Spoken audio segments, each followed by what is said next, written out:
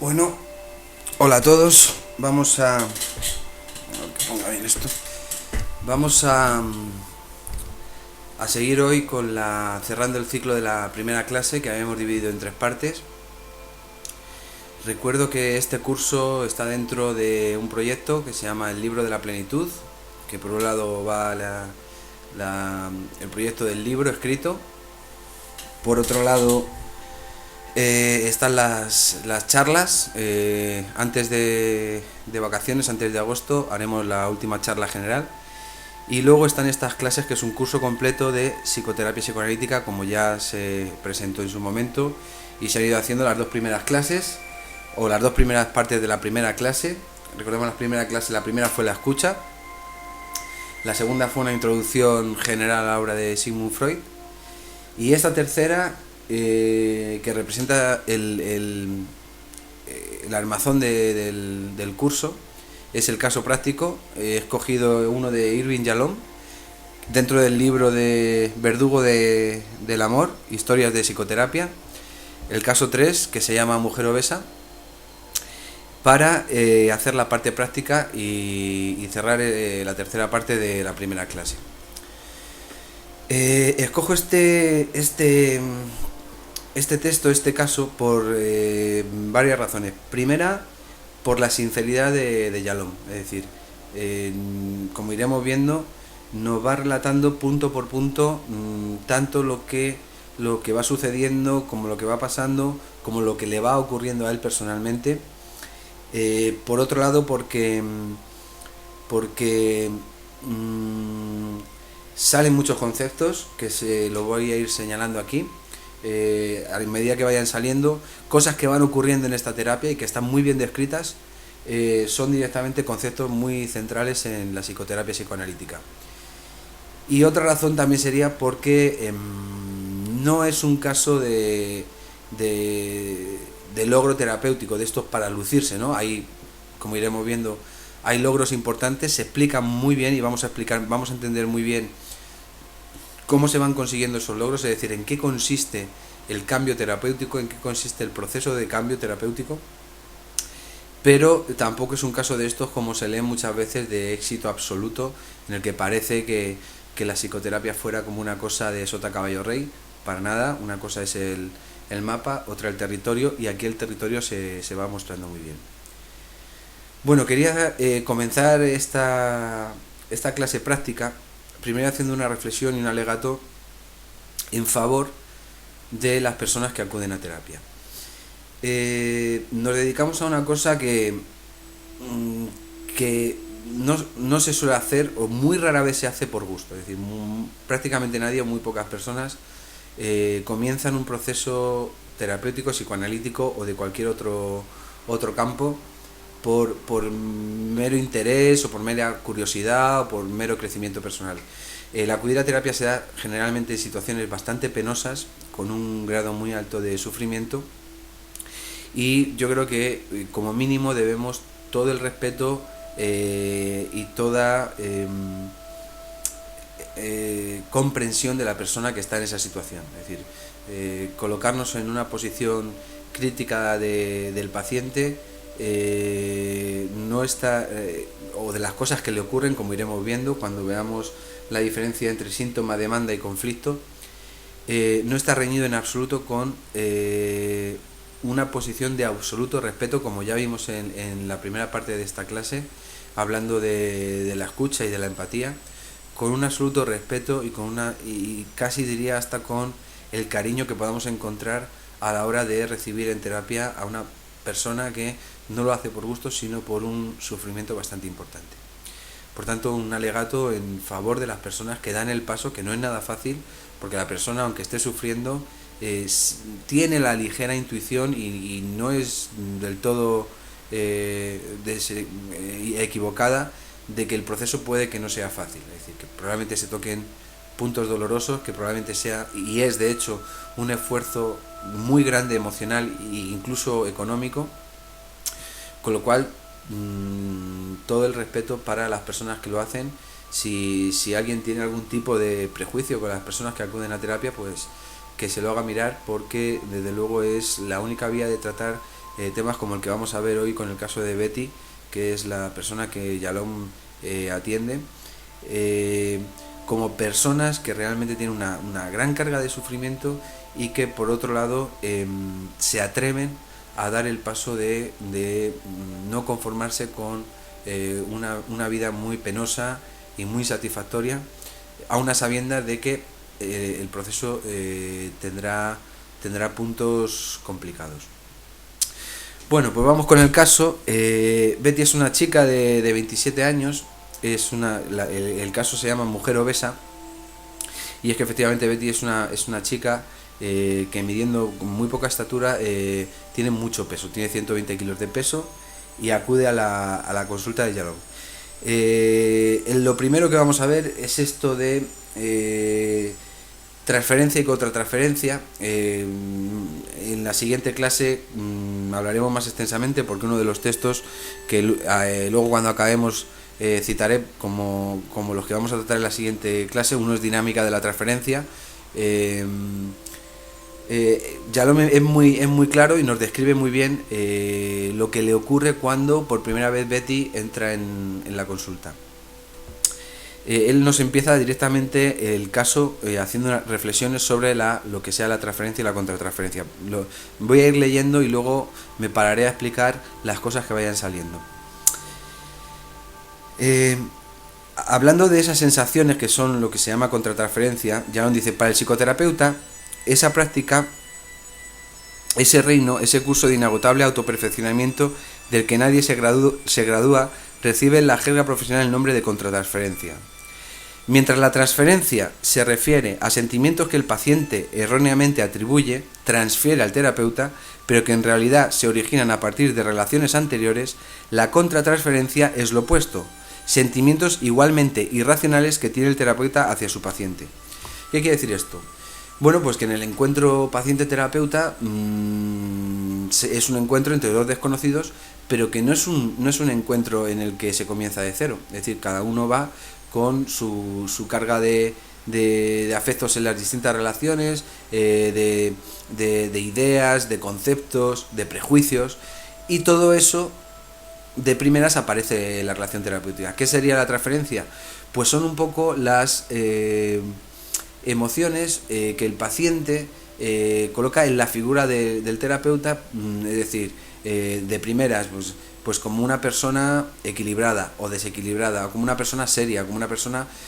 cuando veamos en Freud la dinámica de la transferencia, veremos que Freud lo lleva a que lo que se da ahí es una reviviscencia de las relaciones entre padres e hijos, ¿no? De la experiencia que ha tenido la persona en su educación, pues eso lo lleva a la figura del terapeuta, que es como la figura de autoridad, como sería el padre o la madre si es una terapeuta. Y entonces desde el psicoanálisis se habla de que es eso sobre lo que hay que trabajar. Bueno, esto es muy polémico porque evidentemente desde aquí lo que proponemos es, aunque eso sea así y pueda ser así, que el paciente sienta que es como una especie de nuevo comienzo, es decir, que en el vínculo que vamos a ir formando sienta a la persona del terapeuta como una persona aparte de todas las relaciones anteriores que ha tenido. Ya no nos habla de la contratransferencia, porque en este caso él siente una contratransferencia brutal, ahora lo leeré, porque él tiene una fobia, se podría decir así, a la gente obesa, a la gente gorda. Entonces paso a relatar. La contratransferencia sería lo que él coloca, o los sentimientos que la persona genera en el terapeuta. Dice: el día que entró Betty en mi consultorio, el instante mismo en que la vi navegar su impresionante acorazado, es muy sincero, de 120 kilos y 1,55 m de altura hacia mi silla, supe que me aguardaba una gran prueba de contratransferencia. Es decir, cuando él empieza a sentir ese rechazo por la obesidad de Betty, sabe que va a ser una dura prueba para él. Siempre me he sentido repelido por las mujeres gordas, las encuentro asquerosas. Esto es lo que decía de que ya no es muy sincero, ¿no? Encuentra asquerosas a las personas gordas, como él le explicará por experiencias personales en su vida, y esto le genera un sentimiento contratransferencial, es decir, esto empieza a levantar como sentimientos muy negativos hacia Betty sin conocerla absolutamente de nada. Ya de primeras tiene una reacción contratransferencial. Él habla de que en su familia fue una familia de mujeres obesas. Él está analizando esa contratransferencia. Es decir, la contratransferencia nos obliga permanentemente no solo a hacer un análisis de como iremos viendo que se desarrolla el caso, de la persona, de su historia, de su mundo interno, de sus conflictos, conscientes o inconscientes, sino que es un trabajo, como decíamos en alguna otra clase, también con uno mismo. Cuando estos sentimientos contratransferenciales son muy grandes, y podemos sentir que interfieren en la labor terapéutica, se pueden hacer dos cosas. Una es derivar a esa persona, porque percibimos que no vamos a ser la persona idónea para comenzar una terapia con total aceptación. Esto puede pasar, llevémoslo a otros terrenos, ¿no? Pues, o alguien que tiene fobia o conflictos con personas homosexuales, o con personas violentas, o con personas muy deprimidas y muy tristes, que le generan muchos sentimientos contratransferenciales. Uno puede o bien derivar eso, o como bien señala Yalom, que la contratransferencia nos obliga a un refinamiento y un perfeccionamiento cada vez más grande. Puede hacer una supervisión en la que pueda analizar, como hace Yalom aquí. No lo hace con su supervisor, sino que él ya ha generado en sí mismo esa capacidad de análisis de la contratransferencia, hacerlo en supervisión, es decir, con su supervisor o con su propio terapeuta, analizar esos sentimientos contratransferenciales que está sintiendo.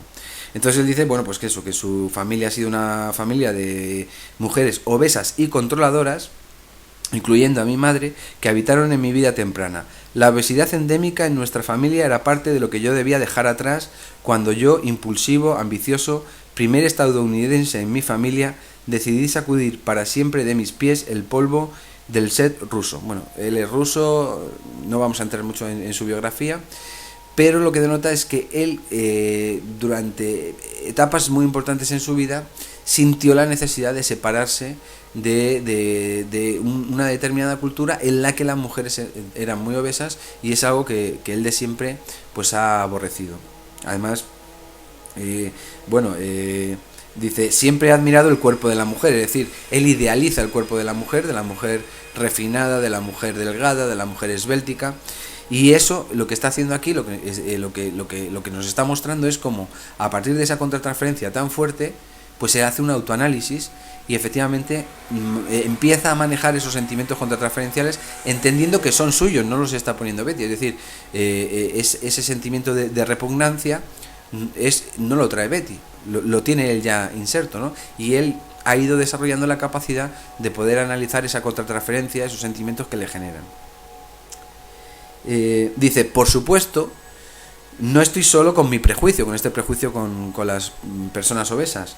Por todas partes la cultura lo refuerza. Evidentemente va a haber sentimientos que no solo tengamos nosotros, sino que estén en la cultura. Es decir, la obesidad es algo muy castigado en la cultura. No hay nada más que ver el bombardeo de la publicidad y el acoso que sufren las mujeres con el tema de la figura y del peso. Pero también se pueden dar en otros ámbitos. Por ejemplo, el tema de la violencia también está muy castigado, ¿no? Todo este tema de violencia cero. Bueno, pues uno en terapia efectivamente puede encontrarse con una persona que no maneje bien los impulsos y que sea una persona tendente a la violencia. Eso también puede generar sentimientos contratransferenciales de temor, de odio, de rabia, de lo que sea, ¿no? Entonces, a veces, efectivamente, la cultura también genera esos sentimientos contratransferenciales que también vamos a tener que analizar en nosotros. Es decir, también vamos a tener que tomar conciencia de esos juicios negativos que en un determinado momento hacemos con el paciente. Él sigue explicando un poco cómo surge esa fobia que él tiene, y analizando, es decir, lo que nos está mostrando es cómo analizar esa contratransferencia para tomar conciencia plena de ella, ¿no? Dice, no obstante, cuando veo comer a una gorda, bajo 2 peldaños en la escala de la comprensión humana. Es decir, cuando él se encuentra con una persona gorda, automáticamente la descalifica. Tengo ganas de apartarla de la comida, hundirle la cara en el helado. Deja de atiborrarte, ¿no has comido lo suficiente, por Dios? Me gustaría atarle las mandíbulas con alambre. La pobre Betty, gracias a Dios, no sabía nada de esto mientras inconscientemente se dirigía a mi asiento. Es decir, lo que está diciendo es, evidentemente Betty no podía saber los sentimientos que él automáticamente estaba teniendo, por eso digo que es muy sincero, no con ella en ese momento, pero sí consigo mismo en el sentido de ir analizando esa contratransferencia que está sintiendo. Esto es muy importante, por eso comenzamos la clase hablando de la empatía y de la aceptación. Es decir, si no conseguimos una aceptación de la persona que viene a terapia, difícilmente vamos a hacer un proceso terapéutico bien hecho y completo. Bueno, y él habla de esa primera sesión, ¿no? Dice, y así siguió. O sea, él se da cuenta de estos sentimientos, pero claro, la primera sesión continúa. La hora entera con ella fue un ejercicio de borrar de mi mente un pensamiento despectivo tras otro, para poder brindarle toda mi atención. Imaginé a Mickey Mouse como aprendiz de hechicero en fantasía, hasta que tuve que volver a borrar esta idea que me distraía para atender a Betty. Es decir, él ahí tiene que hacer un ejercicio de equilibrismo entre los sentimientos contratransferenciales negativos que está sintiendo hacia la obesidad de Betty y a la vez continuar con la sesión. Bueno, pues ahí cada uno tiene sus estrategias, evidentemente eso se da con la experiencia. Él habla de esto, de que trata de imaginar otras cosas, pero claro, a la vez tiene que seguir el hilo de la conversación con Betty. Bueno, nos habla un poco de ella. Betty tiene 27 años, soltera. Trabaja en relaciones públicas en una cadena de tiendas minoristas en Nueva York y había sido transferida recientemente a California. Imaginaos también California con lo que es todo el culto al cuerpo y todo esto, ¿no? Era hija única y había crecido en una pequeña granja, pobre, en Texas, donde su madre vivía sola desde la muerte de su padre hacía 15 años. Betty fue una buena estudiante, asistió a la universidad estatal, empezó a trabajar en una tienda del departamento de Texas y después de 2 años fue trasladada a Nueva York, siempre excedida de peso. O sea, el peso siempre la había acompañado, este exceso de peso. Se volvió notablemente obesa al terminar la adolescencia, aparte de 2 o 3 breves periodos en el que bajó 20 o 25 kilos en dietas intensivas, siempre osciló entre 100 y 125. Bueno, él consigue lidiar con estos sentimientos de repugnancia, y le pregunta cuál es el problema. Cuando le preguntamos cuál es el problema, es decir, cuando lo primero que tenemos que hacer es escuchar, es decir, de entrada, por mucho que veamos una mujer obesa, por mucho que automáticamente se nos disparen algunos puntos que vemos que pueden ser conflictivos, lo primero es escuchar a la persona, como veíamos en clases anteriores. Eso primero de lo que nos van a hablar es lo que aquí pongo como demanda, es decir, es un sufrimiento que la persona tiene y que lo que quiere es desembarazarse de él. Eso es lo que llamamos la demanda o el motivo de consulta. El motivo de consulta sería ese problema y la demanda sería: ayúdeme a desembarazarme de este sufrimiento. Esa sería la demanda, de este que la persona puede verbalizar y todo esto. Otra cosa, eso es... está muy relacionado con los síntomas, es decir, la persona empieza a sentir síntomas, sobre todo penosos y de malestar. Nosotros tenemos que entender que por un lado hay que atender a la demanda, es decir, no podemos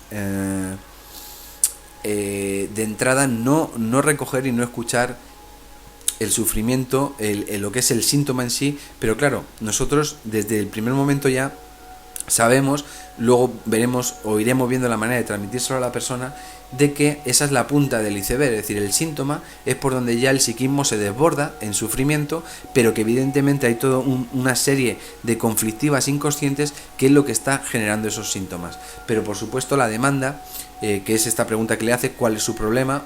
Yo suelo decir, bueno, cuéntame. A veces te dicen, bueno, pues no sé muy bien, bueno, por donde puedas, ¿no?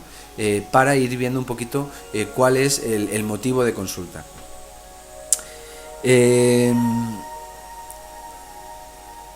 Estaba preocupada, dice, el motivo del problema que Betty le cuenta, estaba preocupada porque no era ascendida ni progresaba, como otros compañeros.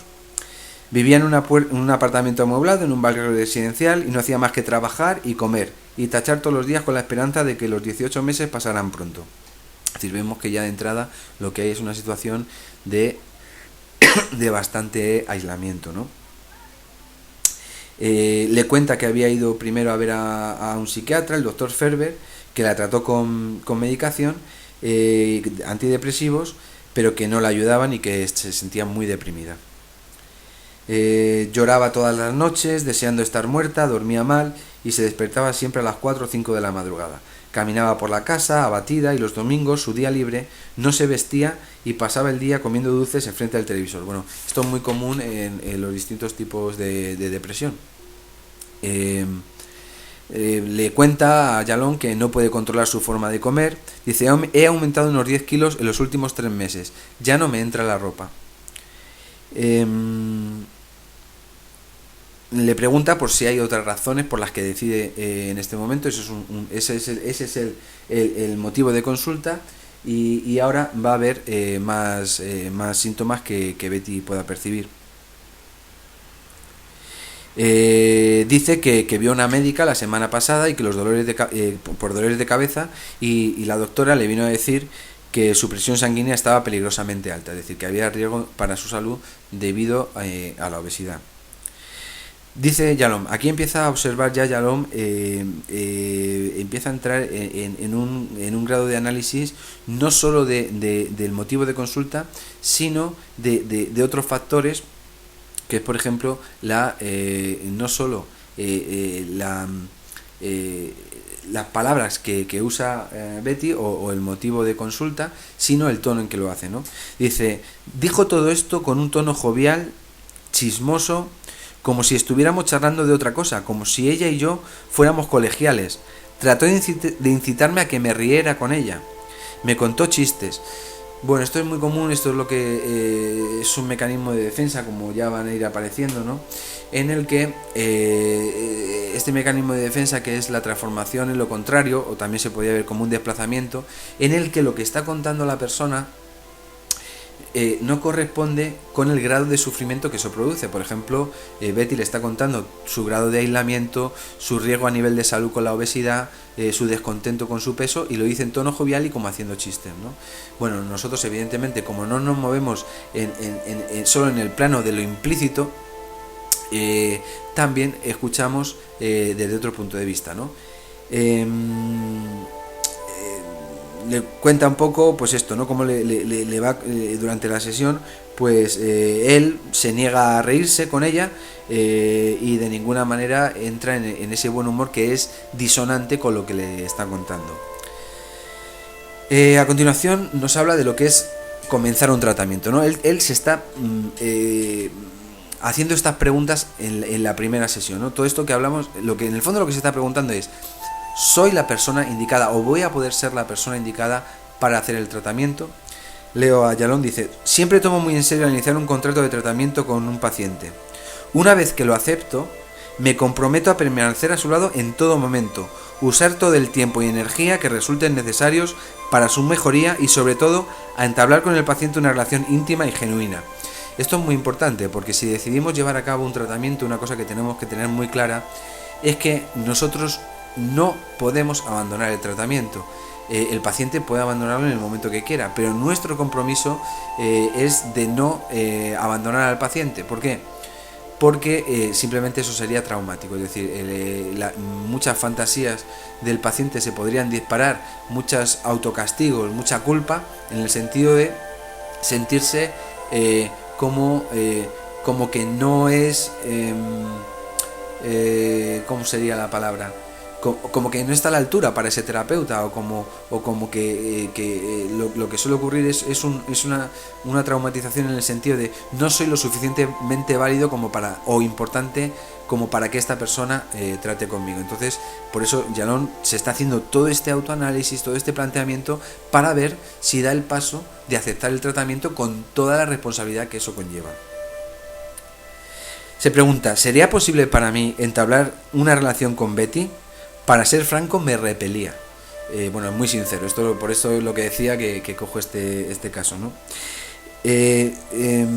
Sus tontos comentarios también me resultaban desagradables. Es decir, estas chistes tontos, esta ironía, no hablar las cosas, digamos, conforme a lo que está contando, sino trivializándolas, pues bueno, le genera repulsión. De nuevo, sentimientos contratransferenciales negativos, ¿no?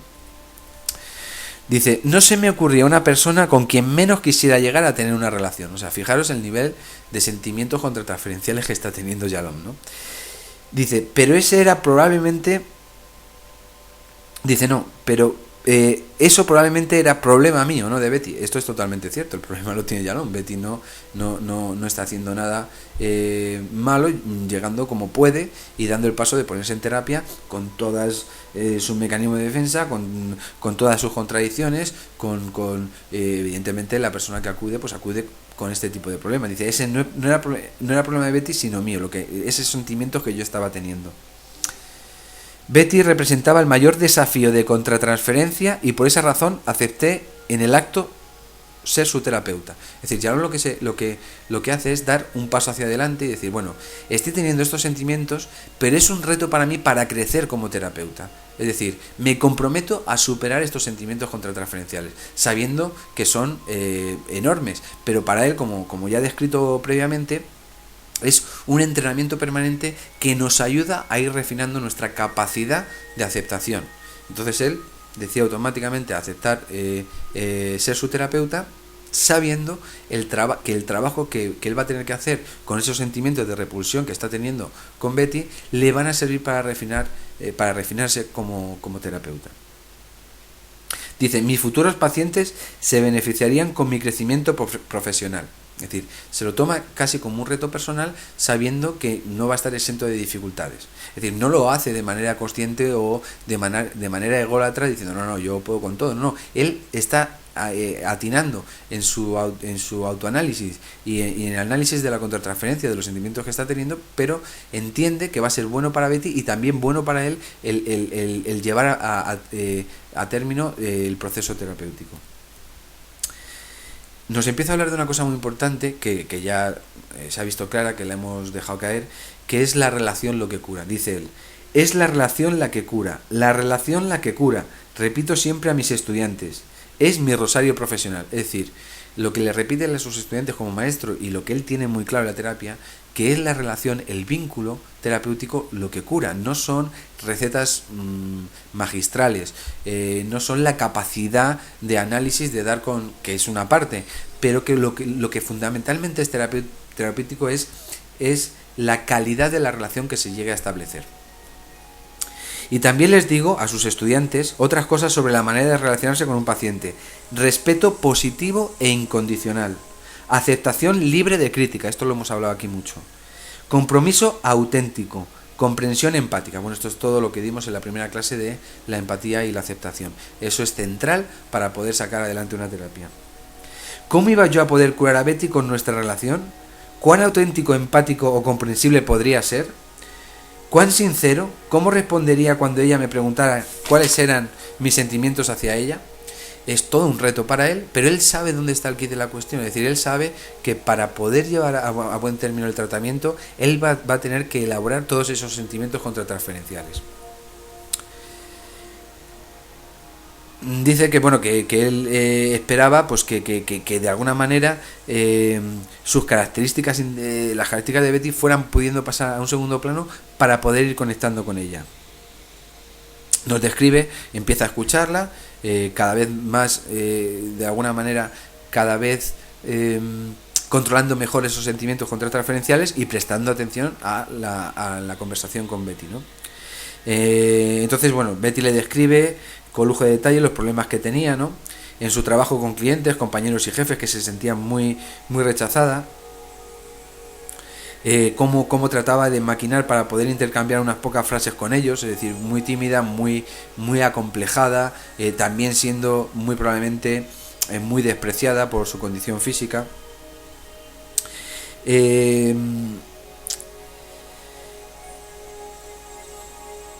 Entonces él lo que trata es de intentar profundizar un poquito más. Dice, no deberíamos quedarnos pegados a la superficie de las cosas, de que siempre que Betty y yo nos viéramos estaríamos condenados a hablar de los kilos, dietas, quejas, sobre todo el trabajo y razones por las que no se inscribía en una clase de aeromismo. Dios mío, ¿en qué me había metido, ¿no?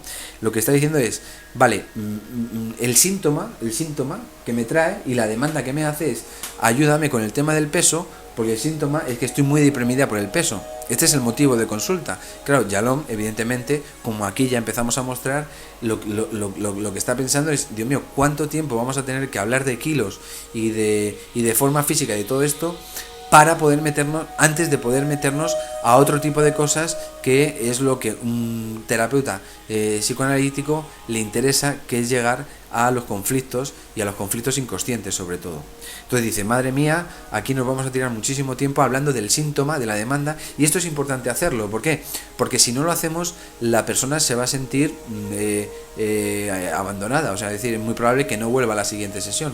Si aquello que es un motivo de consulta es directamente apartado, otra cosa que iremos viendo es cómo se le explica a la persona que no nos vamos a quedar ahí. Es decir, que eso es una cosa muy importante, pero que lo que le ocurre a la persona no solo está en esos síntomas, no solo está en eso que trae, sino que tendremos que hacer un recorrido para poder armar la situación también desde otras perspectivas que también tienen mucho que ver con lo que la pasa, y no eso que sería la punta del iceberg. Esto es bueno buscar y encontrar el momento cuanto antes para explicárselo a la persona, es decir, que sí que es importante lo que trae, pero que no nos vamos a quedar ahí. Claro, como el síntoma de Betty es tan potente, es esa depresión que ella atribuye totalmente al exceso de peso, ya rápidamente se da cuenta de que va a tener que pasar mucho tiempo o muchas conversaciones sobre ese tema antes de poder abrir el campo a su historia personal, a sus conflictos, como luego iremos viendo que se va desarrollando. Dice, todas mis notas de estas primeras sesiones contienen frases como, fijaros que sincero es, ¿no? Toda esta parte en la que se habla de kilos y de peso y de... dice todas estas primeras sesiones contienen frases en sus notas. Otra sesión tediosa. Consulté el reloj cada 3 minutos hoy. La paciente más cargosa que he tenido, más cargante que diríamos. Casi me quedo dormido hoy. Bueno, Yalom decide buscar el momento para abrir el campo. Ahí cada uno es como se sienta cómodo, ¿no? Yo trato de abrir el campo lo antes posible, es decir, atendiendo, como digo, a la demanda y a que se pueda hablar de esos temas, pero enseguida transmito la idea de que no nos vamos a quedar ahí y de que tenemos que abrir el campo enormemente a otro tipo de conflictos, de vivencias y de todo esto. Él mismo se da cuenta, evidentemente él sabe que no tenía sentido empezar por corregir el peso, es decir, esto es un error muy común, que es, pero además muy extendido en otros tipos de terapia, ¿no? Que es ir al síntoma, es decir, si el síntoma es el sobrepeso, lo que hay que hacer en terapia es ver la manera de conseguir eliminar ese sobrepeso. Bueno, ahí no estamos haciendo absolutamente nada de tratamiento a un nivel profundo de encontrar las conflictivas inconscientes. Es como la persona que, por ejemplo, tiene una fobia y entonces la terapia consistiría en una exposición, ¿no? En una desensibilización sistemática hasta que la fobia apareciera. Esto hoy está absolutamente demostrado que puede desaparecer esa fobia, pero evidentemente no desaparecen los conflictos que generan, si no es ese síntoma que lo hemos eliminado, aparecen otros. Hay por ahí quien trabaja de tal manera que va eliminando un síntoma, cuando aparece otro lo elimina. Bueno, desde luego no es la manera que aquí proponemos. Si bien sí se puede hacer una intervención en el síntoma, desde luego en absoluto quedarnos ahí, porque los problemas, como iremos viendo y se muestra muy bien en este caso, por eso lo cojo, que no están únicamente en el síntoma, ¿no? Normalmente, y la medicina occidental y también la psicoterapia más extendida es ir a la eliminación de los síntomas, pero se quedan en la superficie, no van al origen del trastorno y a los conflictos inconscientes que están generando toda esa sintomatología. Ya digo que se puede atender a la sintomatología, pero abriendo el campo a que no nos vamos a quedar ahí, porque entonces no estaríamos solventando realmente ni estaríamos haciendo un proceso terapéutico en profundidad. Claro, ella lo que hace es sostener persuasivamente que la depresión era una reacción apropiada a la situación de su vida. Es decir, ¿cómo no voy a estar deprimida si estoy gorda, si la gente me rechaza, si todo esto? Esta es la visión del paciente, que esa es la demanda, es decir, ayúdame a solventar estos síntomas, que yo lo que quiero es saber cómo quitarme el problema del peso y punto.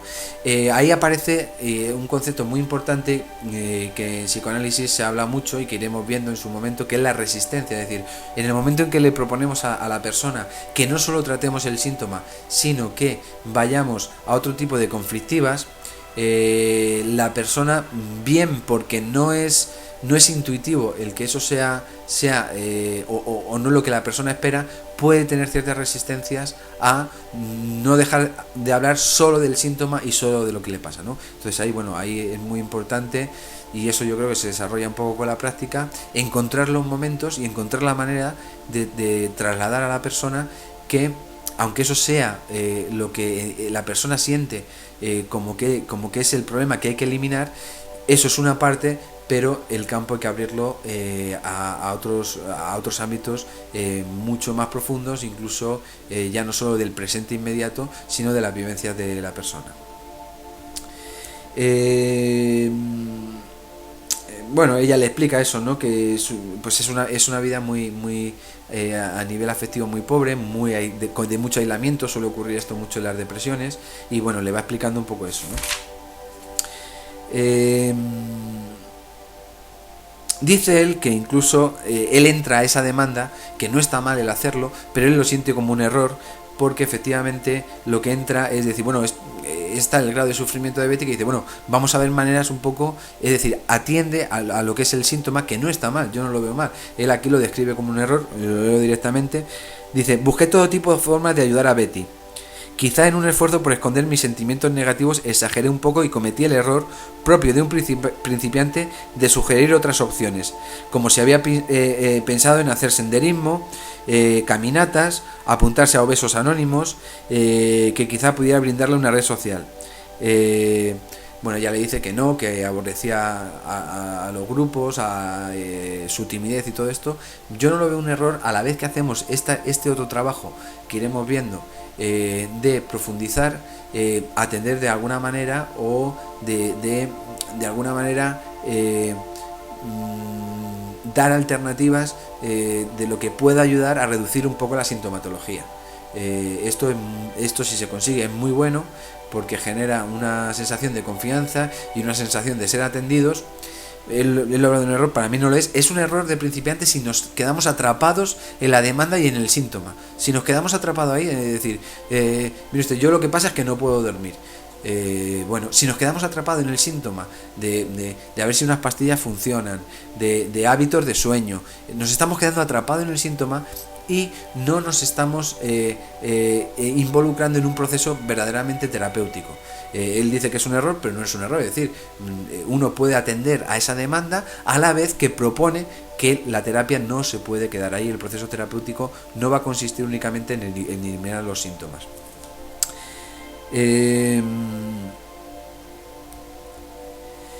Él habla del foco él habla del proceso, ¿no? Dice que bueno, lo que hace en esos momentos es, en lugar de tratar de quedarse en los contenidos que son sistemáticamente los mismos, lo que hace es empezar a trabajarse el vínculo con Betty, el vínculo terapéutico, es decir, a ser cálido con ella, a hacer que ella se sienta escuchada. Y los contenidos a él le importan relativamente poco, porque sabe que la terapia no se va a jugar en el terreno de si Betty consigue adelgazar o no consigue adelgazar, o todo esto, ¿no?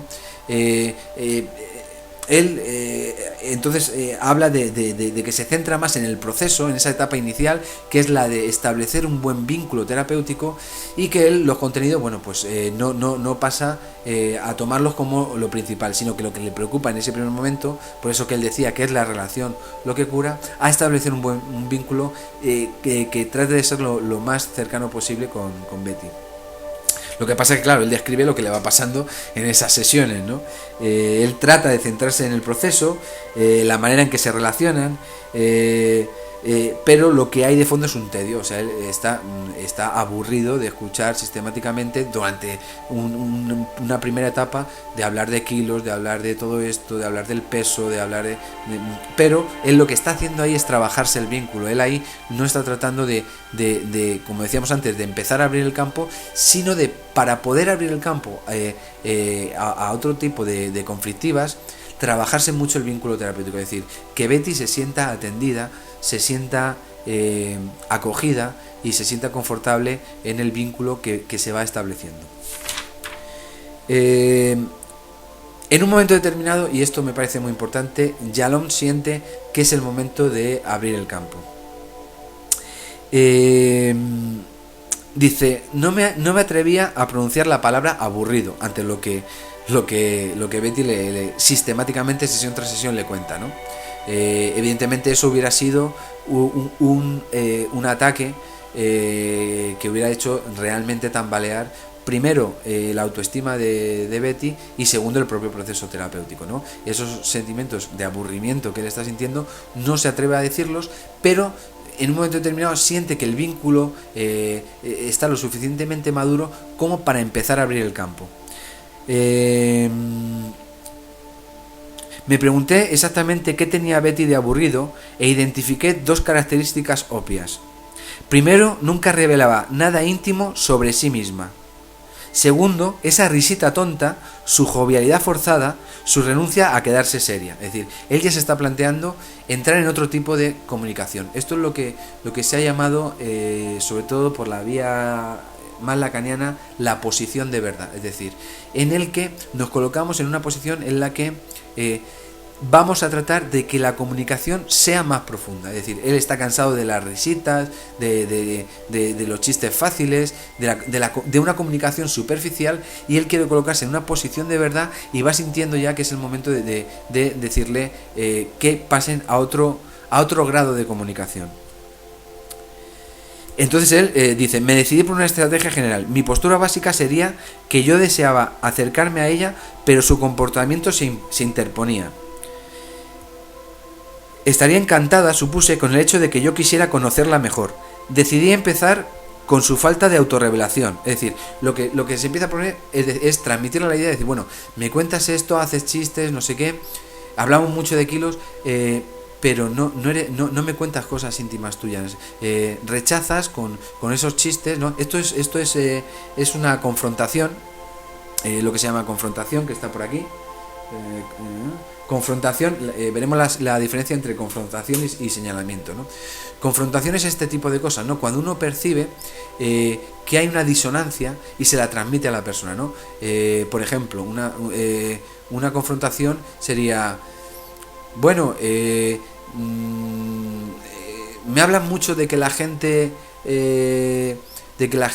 es muy impuntual, pero tú siempre llegas tarde. Es decir, le estamos confrontando entre un nivel de las cosas que nos cuenta y un nivel de las cosas que hace. Bueno, aquí lo que va a tratar de confrontarla es con que lo que hace, no lo podemos llamar mecanismo de defensa, no se lo va a explicar así porque la manera de transmitírselo es otra, pero le va a decir, bueno, me estás hablando de todas estas cosas, del peso, de tal, no sé qué, pero no siento que estés hablando genuinamente de cosas íntimas tuyas. Esto, claro, para encontrar, ya lo encuentra el momento y decide que va a hacer esa confrontación para empezar a abrir la comunicación a áreas más profundas y para abrir el campo, no solo centrarse en el síntoma, sino empezar a lo que se llama esto de una posición de verdad en la que la relación suba un peldañito de profundidad y se puedan empezar a tocar otro tipo de temas, ¿no?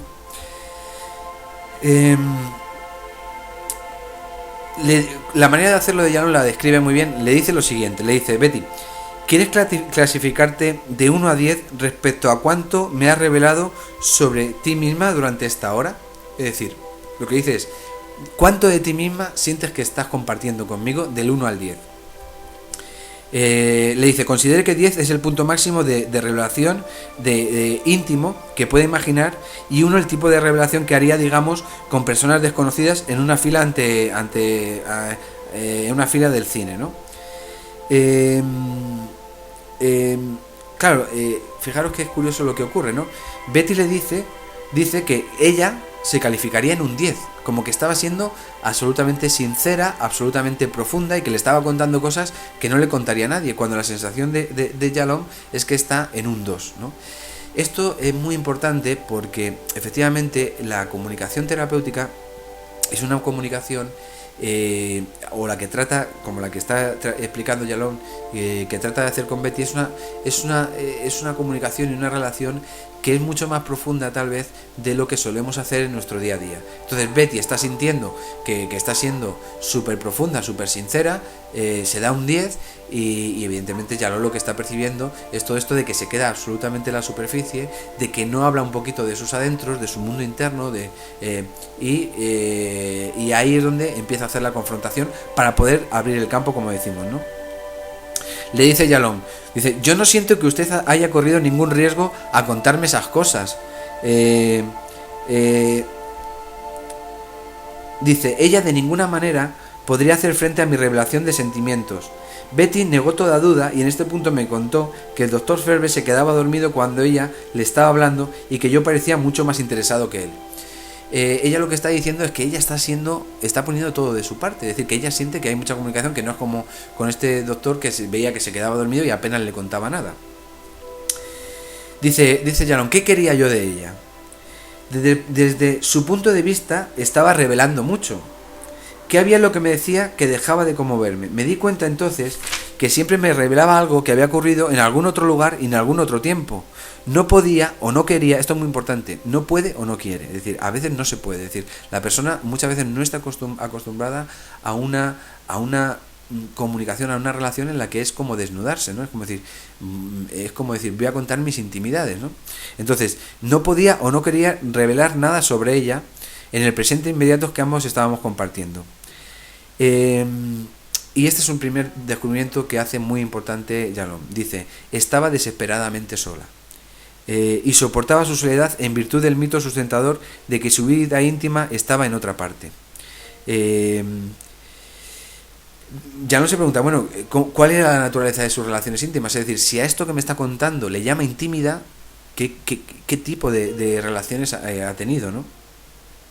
Ella le explica que ella había sido terapeuta de todo el mundo. Terapeuta de todo el mundo significa que ella escuchaba a todo el mundo, pero que ella nunca se mostraba. Agregó que tenía un montón de amigos, pero que nadie la conocía realmente. Su marca de fábrica era escuchar bien y ser entretenida. Aborrecía la idea, pero el estereotipo de la gorda jovial era verdad. Es decir, ella lo que trataba era de caer bien desde el complejo, desde su complejo físico, de caer bien y nunca contar prácticamente nada de ella, ¿no? Por eso, un primer paso que tiene que hacer Yalom es confrontarla con ese tipo de comunicación que no es la que va a ayudar al proceso terapéutico. La confrontan con esto y entonces pueden empezar a reflexionar juntos sobre el grado de intimidad que Betty muestra, ¿no?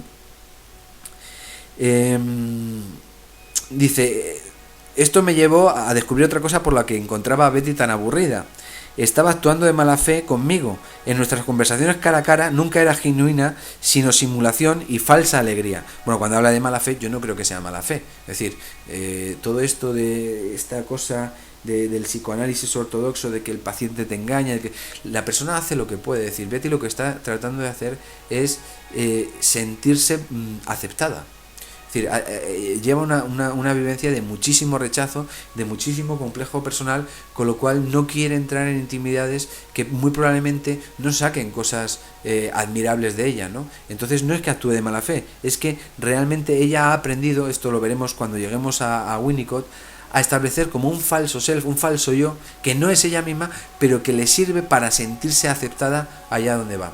Esto es una cosa muy importante, porque una de las labores terapéuticas que tenemos que conseguir es que la persona se conecte con su verdadero self, con esto que decíamos de la posición de verdad, ¿no? Es decir, consigamos que la persona vaya abandonando todos esos mecanismos de defensa, todas esas máscaras que ha tenido que ir haciendo de forma no genuina, renunciando a lo que realmente es para poder ser aceptado. Esto es lo que Winnicott muy bien describe como el falso self, que efectivamente lo que acaba generando es muchísimo malestar, porque evidentemente cuando no podemos conectarnos con lo que genuinamente somos, evidentemente tarde o temprano comenzamos a sufrir.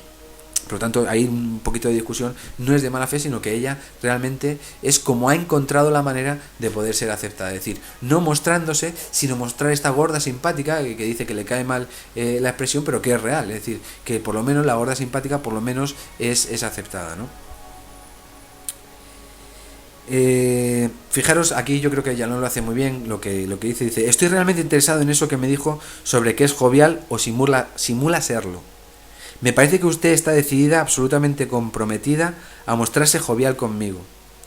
Y le dice ella, interesante teoría, doctor Watson. Es decir, ella ya va entendiendo que él está tocando un punto muy importante. Es decir, le está diciendo, eso que haces de manera obligada fuera de la consulta para poder ser aceptada, tal vez aquí no sea necesario, ¿no?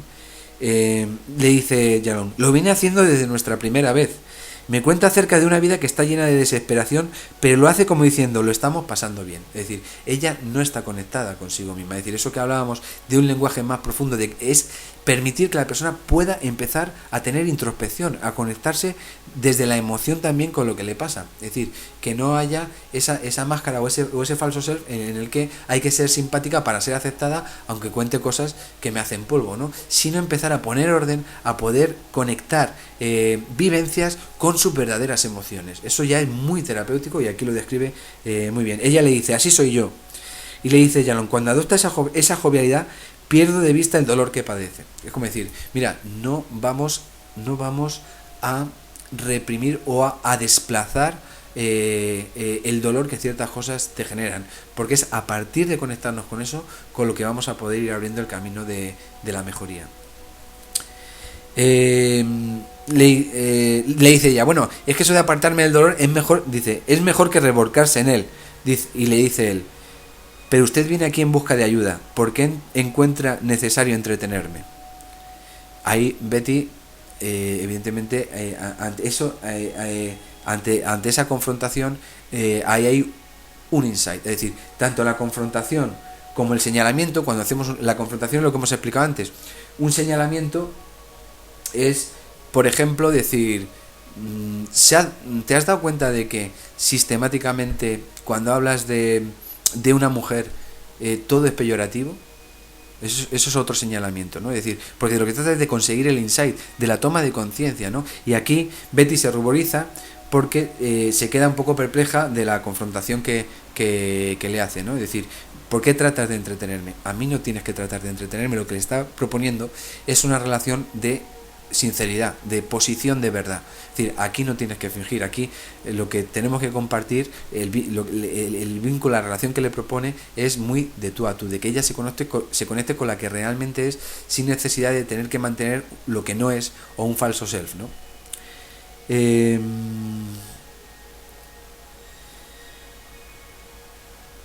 Y entonces le propone, le dice, estaría bien si desde ahora en nuestras próximas sesiones le interrumpo y le indico cuando me está entreteniendo en el momento mismo en que ocurre. Es decir, lo que le propone a Betty es decir, cuando yo sienta esto, que no estás siendo genuina o que estás tratando de caerme bien, te voy a confrontar con ello, ¿no? Te voy a hacer una confrontación entre lo que me estás contando y la emoción que estás mostrando y un señalamiento de cuando eso ocurra sistemáticamente. Entonces dice que Betty acepta, que evidentemente no podía quejarse, y entonces él dice que se siente muy liberado. Es decir, para él eso es un grandísimo paso, como en cualquier terapia, el empezar a conseguir ese nivel de comunicación. Tenía permiso para interrumpirla al instante, cada vez que riera tontamente, adoptara un acento idiota o intentara divertirme o tomar a la ligera las cosas. Es decir, él ya se siente con permiso para poder, en cuanto ella trate de no ser genuina para ser aceptada, que le diga, aquí no hace falta. Es decir, aquí yo te voy a señalar cada vez que hagas eso para que empecemos a forjar otro tipo de vínculo y otro tipo de relación.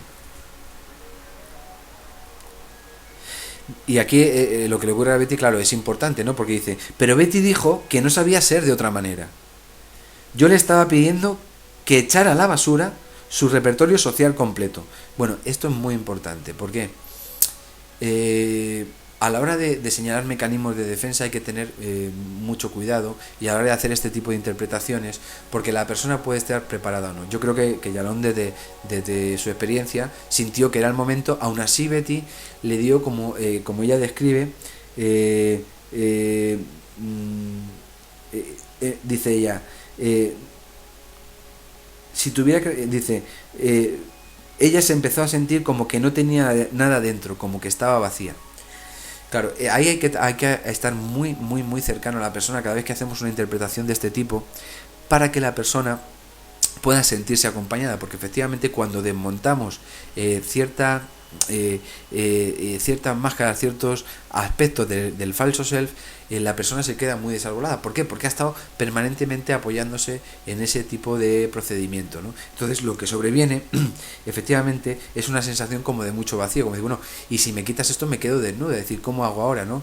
Yo creo que si la persona empieza a tener esos sentimientos, primero evidentemente que estemos muy cercanos, y segundo que no insistamos, es decir, que automáticamente yo creo que la cosa no es de cuando se den... perfectamente podemos tener un traspiés, perfectamente podemos darnos cuenta en el momento que hacemos una interpretación o una intervención que no era el momento. Entonces yo creo que es muy bueno tener herramientas para echar un poco el freno, tirar un poco para atrás y una vez dejamos caer esa idea, no insistir hasta que la persona vaya encontrando el tempo, porque lo importante es el tempo, ¿no?, de las cosas, y vaya sintiendo ella cuando sea el momento de retomar eso que le proponemos. Nos explica Yalom, el vacío psicológico es un concepto común en el tratamiento de los que tienen desórdenes alimentarios. Bueno, no solo, ¿no? Y él lo que hace es lo que estamos explicando, ¿no? Dice, la apoyé todo lo posible en ese punto. Ahora, le señalé, ahora sí se estaba arriesgando. Ahora tenía una calificación de 8 o 9 puntos. Es decir, en el momento en que ella dice, me siento vacía, ahí está siendo genuina. Yo creo que esto hay que hacerlo con muchísimo tacto. Ya hablamos en alguna clase de lo que algún autor ha llamado la violencia de la interpretación, ¿no?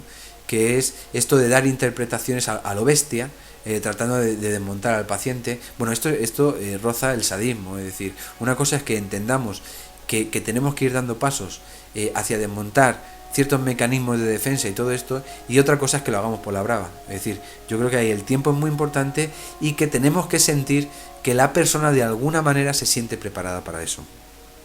Le pregunta a ella que si notaba la diferencia. Claro que no, ¿cómo no la va a notar? Si se siente vacía. Claro que ella ahora va a notar eso, ¿no? Que si notaba la diferencia entre lo que ella había valorado como un 10 y que ahora sí estaba empezando a ser un 8 o un 9 en lo que es el grado de intimidad de lo que ella habla, ¿no? Entendió de inmediato, claro, lógico. Dijo que se sentía asustada, como si saltara de un avión sin paracaídas. Bueno, yo creo, sinceramente, desde luego agradecer absolutamente a Yalom lo bien que lo explica, pero yo creo que eso es un error de técnica. Es decir, yo creo que si en algún momento ocurre, hay que recular, y desde luego encontrar el momento es que la persona se sienta bastante segura. Es decir, no soltar a la persona en el vacío, de desmontar su mecanismo de defensa o cierto tipo de cosas a tal punto que la persona en ese momento se sienta que está saltando al vacío sin paracaídas. Yo creo que eso es un error. Ya no lo hace así, pero dice él, ahora yo me aburría menos. Bueno, sí, tú te aburres menos, pero ella está entrando en pánico, como luego explicará, porque efectivamente lo siguiente que empieza a explicar es que a ella le empiezan a dar ataques de pánico. Por eso digo que es un error de técnica, es decir, para hacer ese tipo de desenmascaramiento o de señalamiento o de confrontación o de interpretación hay que ser muy prudentes, hay que sentir que es el momento que la persona se siente muy segura en el proceso y que ella, que lo hagamos justo cuando la persona prácticamente ya intuye que va a ser el paso siguiente, ¿no? Por el tipo de relación que le estamos proponiendo. Yo creo que aquí lo hace un poco a la brava. Pero en ese momento Yalom empieza a sentirse mejor. Dice, de hecho, noté con sorpresa el despertar de la empatía dentro de mí. Cuando Betty me contó que había ido a una cantina del oeste y que 2 patanes se le pusieron detrás y empezaron a mugir como vacas, me sentí indignado y se lo dije. Es decir, ella empieza a contarle cosas realmente dolorosas y empieza a abrir el campo a vivencias. Ya no habla solo de kilos, no habla solo, sino que empieza a hablarle de vivencias. Yalom se empieza a encontrar mucho más cómodo y además le despierta mucha más empatía que hasta entonces no había podido tener, porque efectivamente la comunicación era muy evasiva, era muy superficial y todo esto. Dice, mis nuevos sentimientos hacia Betty me hicieron recordar con vergüenza mi relación inicial. Es decir, él ahí empieza a ver la persona que hay en Betty. Es decir, una persona que sufre, una persona que ha tenido vivencias muy dolorosas, que puede empezar a hablar de ellas, y ahí él es cuando le empieza a a despertar mayor grado de empatía y de aceptación. Ya digo que, bueno, todo es discutible. Yo creo que la empatía debería haber comenzado desde mucho antes, aunque ya sabemos que esto para Yalom es un reto, porque ya nos ha explicado muy bien todos los sentimientos contratransferenciales que le ha despertado, y él celebra que Betty empiece a abrirse, empiece a contar desde la sinceridad, desde el interior, y que ahí empieza a sentir mayor grado de conexión. Dice, ahora Betty se sentía comprometida con la terapia. Evidentemente, cuando conseguimos esa posición de verdad, ese grado de conexión, la persona se empieza realmente a implicar en la terapia. Empieza a ver que efectivamente la terapia es una vía de crecimiento, es una vía de conexión. Entre sesión y sesión pensaba ella sobre nuestras discusiones, tenía largas conversaciones imaginarias conmigo durante la semana, esperaba con ansiedad la siguiente reunión y se sentía enojada y decepcionada cuando los viajes de trabajo hacían que perdieran una sesión. Es decir, ahí estaba ya empezando a forjarse el vínculo, la alianza terapéutica que se llama, es decir, cuando ella ya se empieza a implicar en la relación y en la terapia. Fijaros que todo lo que ha tenido que pasar hasta que se ha podido dar eso, ¿no? Dice, sin embargo, al mismo tiempo se volvía cada vez más acongojada y confesaba más tristeza y angustia. Claro, ella está conectando con partes muy dolorosas que era con las que no conectaba para poder seguir adelante. Es decir, todo ese falso self, toda esa gorda simpática, entre comillas, que no es realmente lo que sentía, bueno, empieza a conectarse con sentimientos verdaderamente dolorosos. Esto es buenísimo para la terapia, pero de nuevo muy importante encontrar el tiempo de las cosas, porque no hay que, efectivamente, la anestesia que tenemos para que no sea tan doloroso es la capacidad de mostrar cercanía y también que la persona sienta que es una cosa que se hace entre los dos, es decir, que no se va a dar un paso más allá de lo que la persona se sienta capaz. Yo creo que esto es fundamental, esto no lo explica del todo bien Yalom, pero sí explica lo que se empieza a dar una vez que se forja ese tipo de alianza terapéutica, ¿no? Entonces comienza a ocurrir una ansiedad que también ocurre a veces, ¿no? Dice, su ansiedad ahora tenía que ver con su temor de convertirse en una adicta de la terapia o depender demasiado de ella. Nuestras sesiones eran ahora lo más importante en su vida. No sabía qué le pasaría si no tuviera su dosis semanal. A mí me parecía que aún se resistía a la intimidad al referirse a su dosis y no a mí, y poco a poco fui haciéndoselo ver. Betty, ¿qué peligro hay en dejar que yo le importe a usted? Claro, ella se empieza a asustar porque, claro, digamos que ese vínculo conecta con una necesidad muy primigenia de todos, ¿no? Que es la de sentirnos comprendidos, y ella empieza a sentir que necesita de ese vínculo, ¿no? Hay personas que efectivamente, como le ocurre, tienen la ansiedad de decir, bueno, es que empiezo a necesitarlo. Bueno, es un muy buen síntoma. Entonces él le pregunta que qué peligro hay en que él le empiece a importar a ella. Dice, no estoy segura, me asusta, como que lo necesitara demasiado, no estoy segura de lo que hay para mí, de lo que hay para mí en ello. Tendré que irme de California en un año. Recuerde, ella se tiene que volver a California en un año y le empieza a asustar aquello de que el vínculo. Por eso lo que decíamos al principio, que el paciente tiene todo el derecho de abandonar la terapia cuando lo crea necesario o cuando quiera, pero nosotros no. Porque si abandonamos la terapia, por ejemplo, cuando se están dando este tipo de vínculo, que no lo explica bien ya con esas palabras, pero lo que se está formando es una relación de apego. Entonces, si rompemos esa relación de apego, es absolutamente traumático para la persona. Y le dice, así que usted me evita ahora porque no me tendrá siempre, ¿no? Él lo que hace es a poder hablar de esos sentimientos, del miedo de perder la relación. Le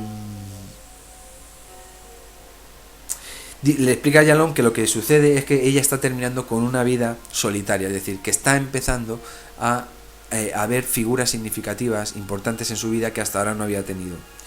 Y que quizá esa sea la razón por la que se siente vacía por dentro. Dice, no existe una garantía de por vida. Es como rehusarse a disfrutar una puesta de sol porque no le gusta que el sol se vaya, ¿no? Lo que le dice es, bueno, disfrutemos de esto, démonos la enhorabuena de habernos encontrado, de haber podido hacer esto, y no pensemos tanto en cuando esto se acabe, ¿no? Ahí hay varias, yo creo que ahí hay fórmulas mejores, como la que es dar nuestro absoluto compromiso de que se esté donde se esté, y hoy se puede hacer, porque hoy con las tecnologías por internet no hay por qué detener ningún tipo de terapia. Es decir, hoy en día no solo lo que le transmite Yalom, no decir, bueno, no pensemos en el final, sino pensemos en que esto se está dando y que es muy bueno para los dos, ¿no? Hoy en día podemos transmitir esa seguridad que la persona necesita de que cuando está empezando a sentir ese vínculo de apego no se rompa, que le demos el absoluto compromiso de que por nuestra parte no se va a romper. Es decir, si en algún momento se tiene que marchar, está internet, está Equipe, está el teléfono, está el mail. Yo creo que eso lo que hace es reasegurar mucho el vínculo terapéutico. Pero bueno, Yalom no lo hace así, ¿no? Él explica una frase de Otto Rank, dice: Otto Rank describe esta postura ante la vida con una frase maravillosa: rehusar el préstamo de la vida con el fin de evitar la deuda de la muerte. No es como decir, bueno, esto como si esto fuera patológico. Para mí no es patológico, como iremos viendo a lo largo del curso, pero dice, bueno, lo que le está pasando a Betty es que no disfruta de la relación que estamos teniendo por el miedo de perderla. Bueno, como si eso no nos ocurriera a todos. Es decir, no es en absoluto patológico, porque como veremos, una posición que aquí vamos a defender mucho es la teoría del desarrollo, en la que el apego es fundamental. Entonces, lo que le está ocurriendo a Betty es que está sintiendo una relación de apego, y lo que teme es que esa seguridad que está encontrando en esa relación de apego en algún momento se pueda destrozar, ¿no? Luego ya no se va por otros territorios, nosotros lo vamos a interpretar así, como que es necesario y es muy bueno que se comience a dar ese vínculo, esa alianza terapéutica de relación de apego, y que tenemos que tratar de transmitir toda la seguridad posible. Esto es como cuando un niño tiene miedo y necesita la seguridad de que la figura de apego, el padre o la madre, va a estar ahí. Bueno, pues es muy importante que sientan que desde luego por nuestra parte vamos a estar ahí, y que es un compromiso absolutamente firme el que tenemos de estar ahí siempre que seamos necesarios, ¿no?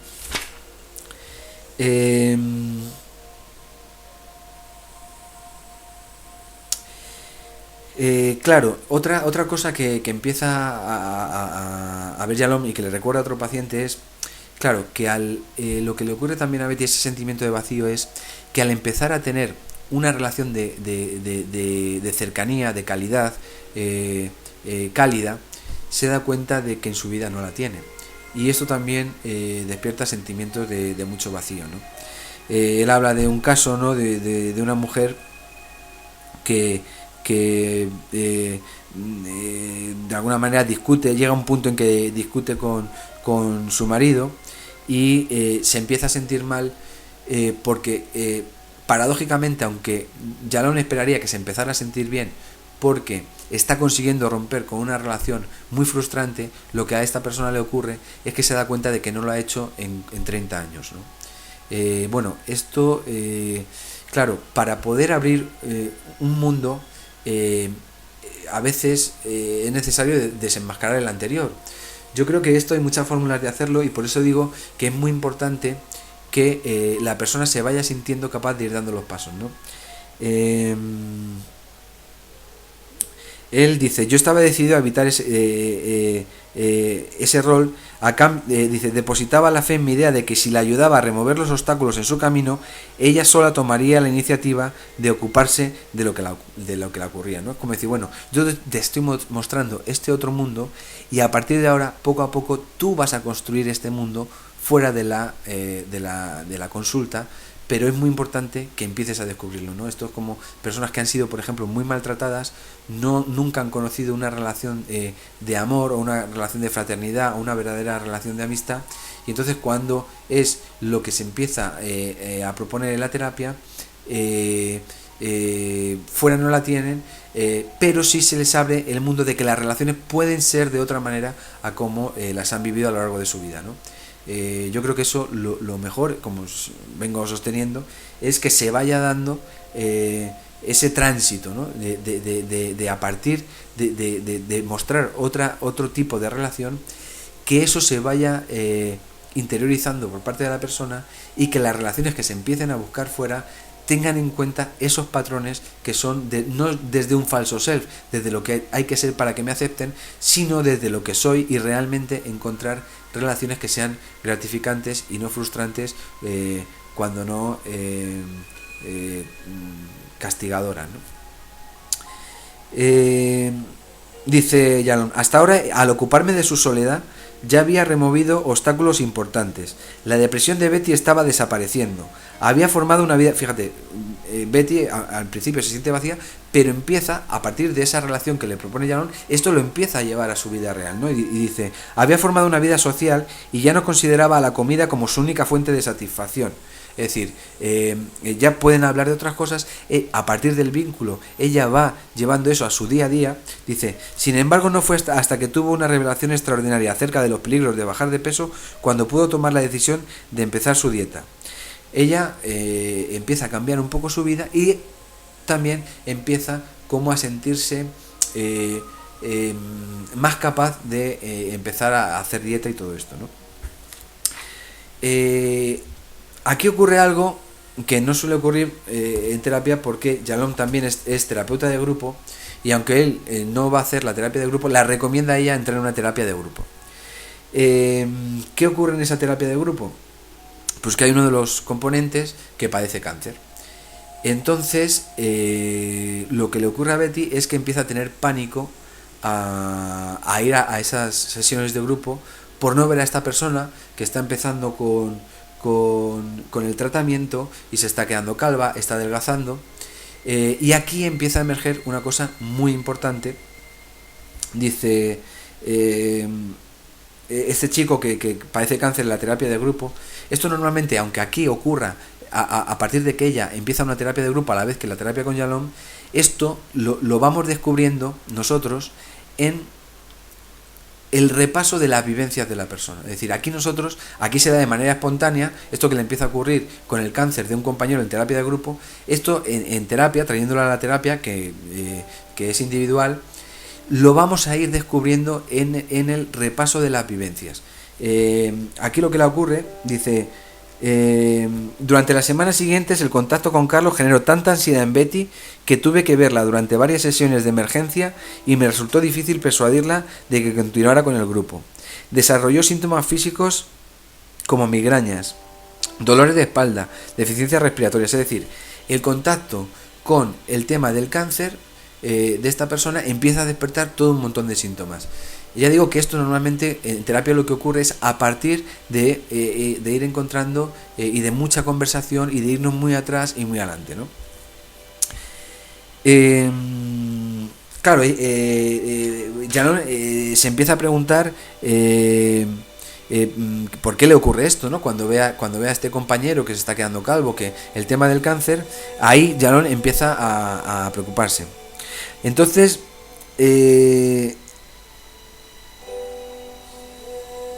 se da cuenta, dice, la comida no solo representaba su única forma de gratificación, no solo era una manera de apaciguar su sensación de vacío, como ya había ido saliendo, no solo evocaba el dolor, sino que lo que empieza a aparecer es que este síntoma de fobia a ver a la persona enferma de cáncer trae el dolor por la muerte de su padre, que había fallecido de cáncer.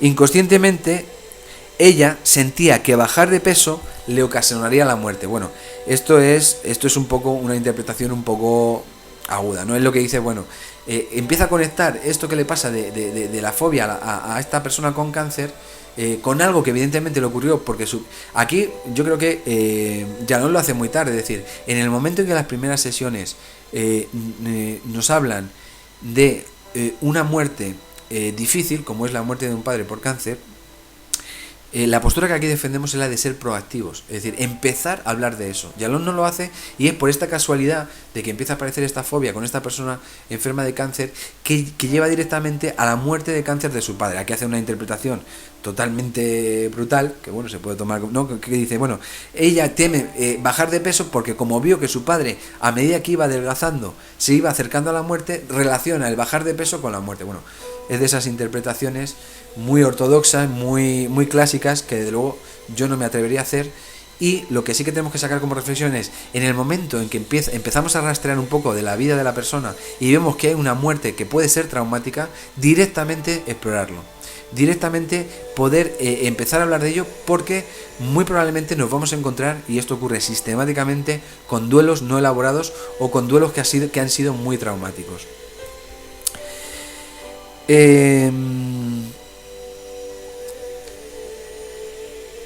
Bueno, entonces ahí empieza a tratar el tema del padre, ¿no? Y empieza a salir toda una vivencia absolutamente traumática de lo que supuso la muerte de cáncer de su padre, y puede abrir el campo a hablar no solo de la muerte de su padre, sino de la relación con el padre, ¿no?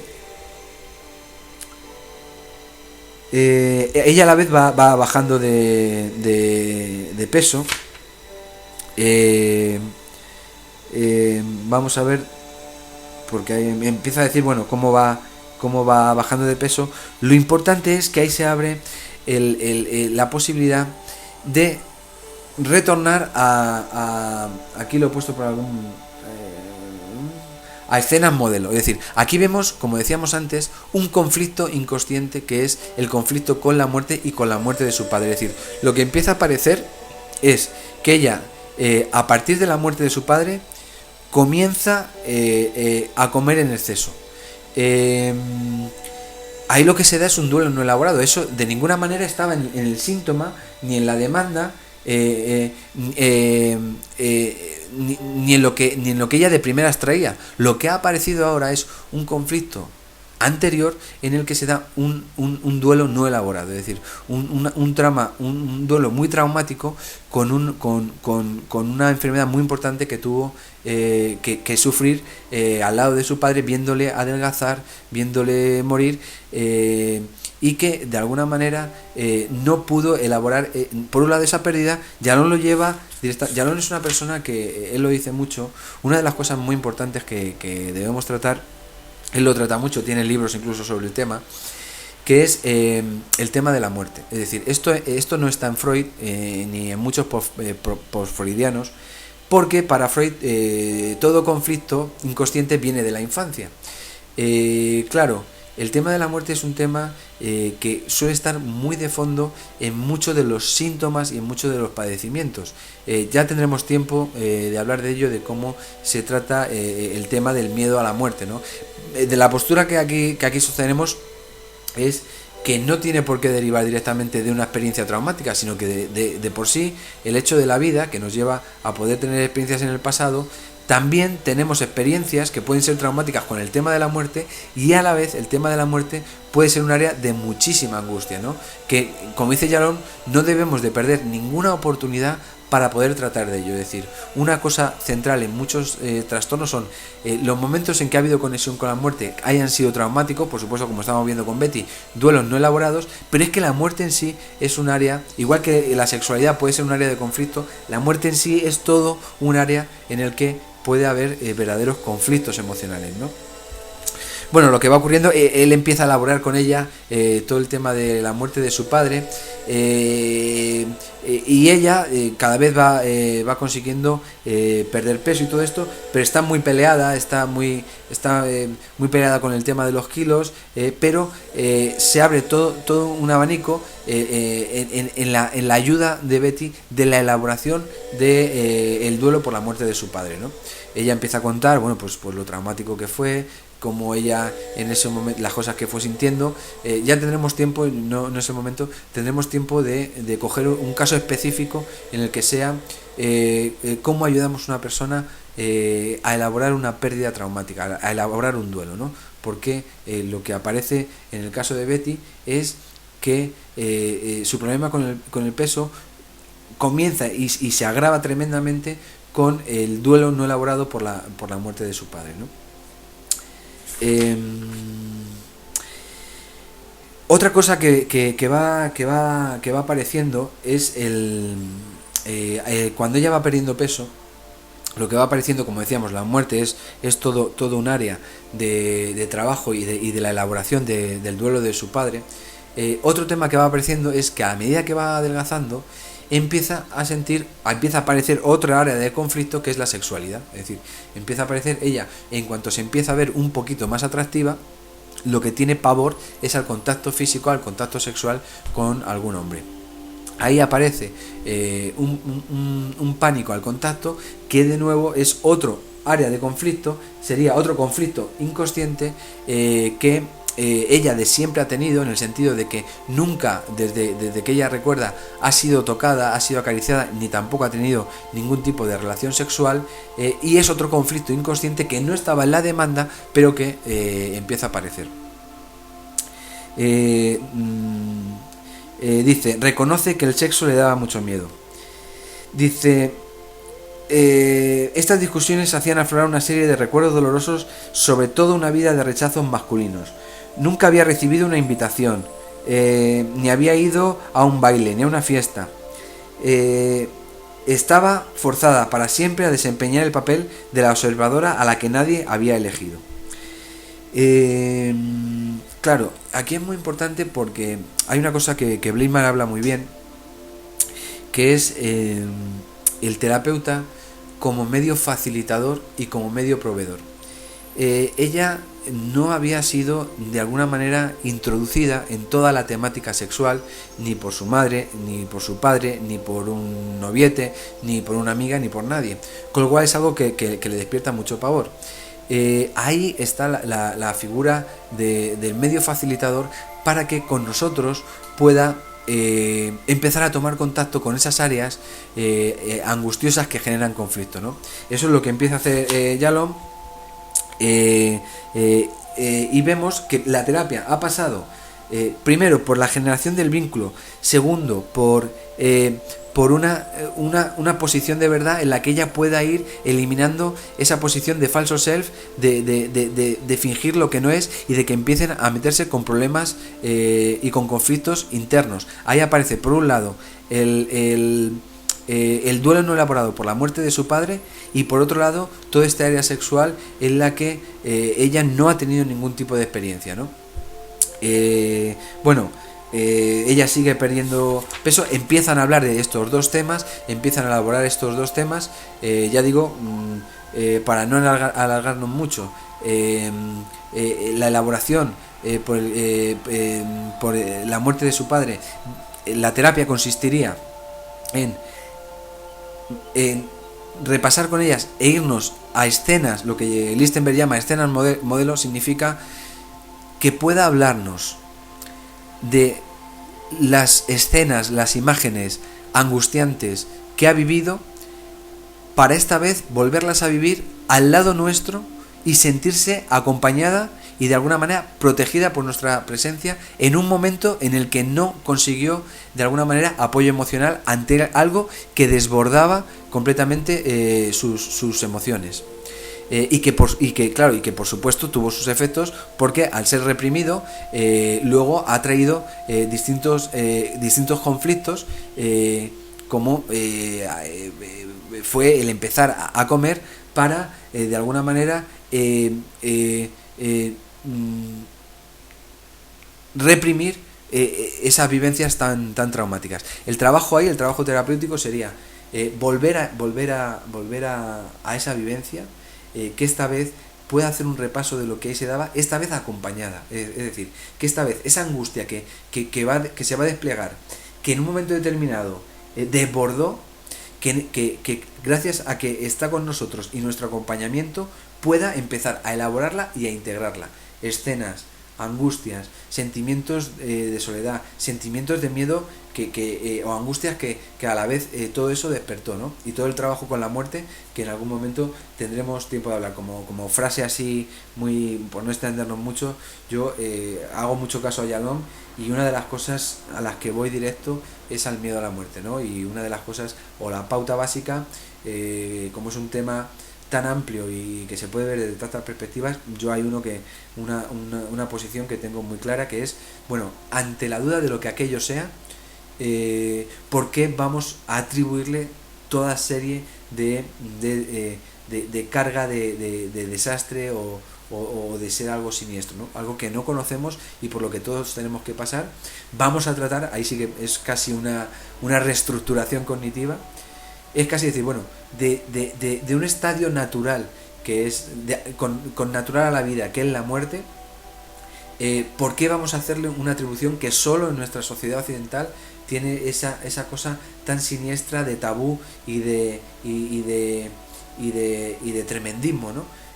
Cuando es algo que desconocemos y que en otras culturas perfectamente se ve como un tránsito, un paso natural en la vida. Bueno, pues esto he metido un brochazo tremendo, pues bueno, es un poco para ir viendo, ¿no? Y con el tema sexual, pues efectivamente acompañar y desde ese vínculo cercano ser un poco, entre comillas, maestros como medios facilitadores, que en palabras de Bleichmann, de acercamiento hacia ese área, ¿no? Descargarla de toda esa cantidad de angustia, de miedo, para que sea un área que pueda empezar a ser reexperimentada, si es que ha sido experimentada alguna vez, ¿no? Entonces, en ese aspecto tenemos que ser, no solo quedarnos en el análisis, decir, bueno, esto te angustia, eso en mi opinión no es terapéutico, es una parte, tiene que haber la otra, la que somos medios facilitadores, para que la persona pueda elaborar toda esa área y empezar a vivenciarla desde otro punto de vista, sin las angustias, y que pueda empezar a abrir esos campos que han sido tan reprimidos y que están ahí como conflictos inconscientes. Como veis, esto no estaba en la demanda, no estaba en los síntomas de por sí, sino que ha tenido que haber todo un trabajo en el que empezaran a poder emerger todos estos conflictos inconscientes. Bueno, vamos a ir cerrando ahí, porque Jalón nos cuenta que va consiguiendo muchas cosas. Lo que pasa es que pasa ese año y efectivamente se tienen que despedir. Nos hemos saltado por falta de tiempo algunos sueños en los que va relatando. Veremos en el siguiente caso práctico, trataremos de atender también a los sueños, que es una parte muy importante. Ella relata algunos y él los analiza, pero bueno, hubiera sido muy, muy largo. Y en este punto en el que ella está consiguiendo elaborar el duelo y el trauma de la muerte de su padre, y de la muerte tan dramática por un cáncer que fue, porque el cáncer es una enfermedad muy degenerativa en la que el ser querido se ve como de alguna manera se va descomponiendo, ¿no? Por otro lado, el tema del área sexual, todo este era que en su vida prácticamente no había existido. Y luego, por otro lado, efectivamente, que ella, por su parte, va consiguiendo también llevar todo el vínculo que se está dando con Jalón, lo va llevando a su vida real, y ahí va teniendo relaciones de muchísima más cercanía, que la van quitando ese aislamiento de soledad que ella combatía también con la comida, ¿no? En ese momento ella, pasado ese año, tiene que volverse a Nueva York. Jalón le ofrece darle a alguna persona el nombre de alguna persona allí en Nueva York, pero ella decide que de momento, o que tal vez ya ha hecho mucho trabajo, que ha adelantado mucho. Evidentemente es una terapia inconclusa, pero en la que sí que se han conseguido cosas fundamentales, ¿no? Por un lado, llegar a los conflictos inconscientes; por otro lado, establecer un vínculo de mucha calidad que ella consigue llevar a su vida, y que la hace sentirse mucho menos sola y mucho menos vacía; y por otro lado, la capacidad de abrir ámbitos psicológicos que estaban totalmente desterrados de su vida, ¿no? Bueno, eso es un poco básicamente lo que es esta primera introducción. Repasemos un poco. Hemos visto transferencia contra transferencia, ha salido el compromiso terapéutico, el vínculo terapéutico relacionado con la aceptación, la diferencia entre síntoma, demanda y conflicto inconsciente, la posición de verdad, la diferencia entre confrontación y señalamiento, mecanismo de defensa, que ya veremos cuando lleguemos en su momento, haremos una clasificación, el falso self, muy importante, esto lo retomaremos también, escenas modelo a la hora de revivenciar, esta vez en compañía, las situaciones traumáticas, y lo que es un medio facilitador y proveedor. Bueno, pues lo vamos a dejar ahí.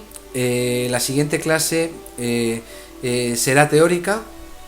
Nos vamos a meter con los textos de Freud, que van desde el principio, desde Recursos encubridores 1899 hasta 1912, Dinámica de la transferencia. Iremos explicando todos esos textos. La siguiente clase haremos exactamente igual, será una parte teórica, y luego también retomaremos otro caso práctico para ir viendo todo esto en la práctica. Bueno, pues como siempre ha sido un placer. Espero que haya sido lo más entretenido posible, que sirva lo más posible. tanto para tomar lo que sirva como para criticar en lo que no se esté de acuerdo, que pueda ser también, porque yo creo que ser terapeuta es tomar de muchos sitios para hacer, como dice la frase, nuestro librillo, ¿no? Cada maestrillo tiene su librillo. Lo importante es que podamos tomar y que podamos escuchar o leer o investigar con una posición crítica, ¿no? Decir, bueno, yo eso lo haría de otra manera, ¿no? Yo, de hecho, cuando he descrito un poco algunas pautas de Yalom, desde mi posición se pueden hacer de otra manera, que eso mismo se puede hacer con las clases y con cualquier tipo de teoría o de seminario o de curso que se haga. Bueno, que ha sido un placer, que de momento las clases se detienen hasta después de verano. Lo siguiente, para los que estén interesados, será una charlita de estas generales, también muy en relación con el verdadero y falso self. Y ya nos despedimos de las clases hasta después del verano. Mucho ánimo, ojalá y esto sirva para engancharos a una disciplina que, como veis, es apasionante. Un abrazo muy fuerte y seguimos después del verano. Un abrazo.